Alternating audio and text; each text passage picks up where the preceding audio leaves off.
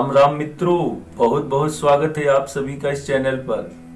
मित्रों, आज रविवार है। जैसे कि प्रत्येक रविवार को हम कोई न कोई कहानी या फिर कथा आपको बताते रहते हैं, जिसको सुनकर समझकर हमारे ज्ञान में वृद्धि होता है तथा हमें पुण्य की प्राप्ति होती है। तो यहाँ पर कुछ ऐसी कथाएं हैं जिन्हें सुनने से शास्त्रों की मत माने तो हमें पुण्य फल की प्राप्ति होती है। देखिए मित्रों, यह कथा हम संक्षिप्त में बताएंगे, आप उसे समझेंगे, भाव को समझेंगे, क्योंकि यदि हम पूरा विस्तार से बताएंगे तो घंटों का वीडियो बन जाएगा। हमारे पास समय कम है तो हम कथा को संक्षिप्त में बताना चाहेंगे। देखिए मित्रों, आज जो कथा या कहानी हम बताने वाले हैं वो गजेंद्र मोक्ष के बारे में है। गजेंद्र यानी गज नाम का एक हाथी है मित्रों। उसे मोक्ष कैसे मिलता है, उसे भगवान विष्णु के दर्शन कैसे मिलता है, उन कहानियों को हम आपको बताने वाले हैं। कृपया ध्यान पूर्वक सुने मित्रों। देखिए मित्रों, गज नाम का एक हाथी था। वह अपने मित्रों के साथ वन में रमण करता था, तालाब में स्नान करता था प्रतिदिन। एक दिन की बात हुई मित्रों, गज अपने साथियों के साथ अपने पास के सरोवर में स्नान करने गया था। वहां पर क्रीड़ा करते समय बाकी उसके साथी चले आते हैं। गज थोड़ा अधिक समय तक क्रीड़ा करता है, यानी खेलता है। अचानक से गज को अकेला देख तालाब का एक मगरमच्छ गज के पांव को पकड़ लेता है। अब मित्रों, गज जो है यानी हाथी जो है पूरी तरह कोशिश करता है, हाथ पांव हिलाता है, पर वह इस मगरमच्छ के चंगुल से नहीं छूट पाता है। दूसरी चीज, स्थल पे रहने वाला प्राणी जल में उसका जोर कैसे लगे, और वही मगरमच्छ जल में रहने वाला प्राणी, उसके पास तो भरपूर ऊर्जा था। साथ ही साथ वह गज का खून भी पी रहा था, उसके पैरों को पकड़े हुआ था, यानी हाथी का खून पीकर वह और बलवान हो रहा था मगरमच्छ। और बलवान होने के साथ साथ वह पूरी मजबूती के साथ पकड़े हुए था, जकड़े हुए था, और गज जो है खून की कमी की वजह से कमजोर होता जा रहा था। वैसे गज को इस बात का अभिमान था कि हम बहुत मजबूत हैं, मोटे तगड़े हैं, या मगरमच्छ हमारा क्या कर लेगा। यह सोचकर वह उससे लड़ते रहा। उसे इस बात का विश्वास था कि हम लड़ते रहेंगे, हम जरूर जीत जाएंगे। पर अंत में कई दिन बीत गए मित्रों। गज जो है इस लड़ाई में नाकामयाब रहा, क्योंकि जो मगरमच्छ है उसका खून पीते हुए और बलवान होता जा रहा था, और गज जो है कमजोर होता जा रहा था। अंत में गज जो है बहुत चिंतित हो गया, वो बहुत दुखी हो गया। फिर भी उसके मन में यह आशा था कि हम इस मुसीबत से बच जाएंगे। एक आशा की किरण जग रही थी।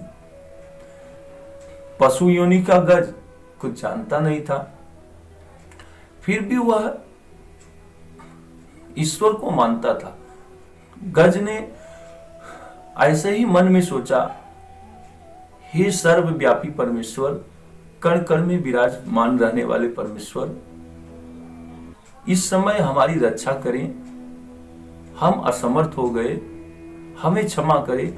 हम अभिमान में आकर पहले आपको नहीं पुकारे, अंत में अब हमारे प्राण जाने वाले हैं, कृपया मेरी रक्षा करें, हे सर्वव्यापी परमेश्वर। मन ही मन वो भगवान विष्णु का स्मरण किया।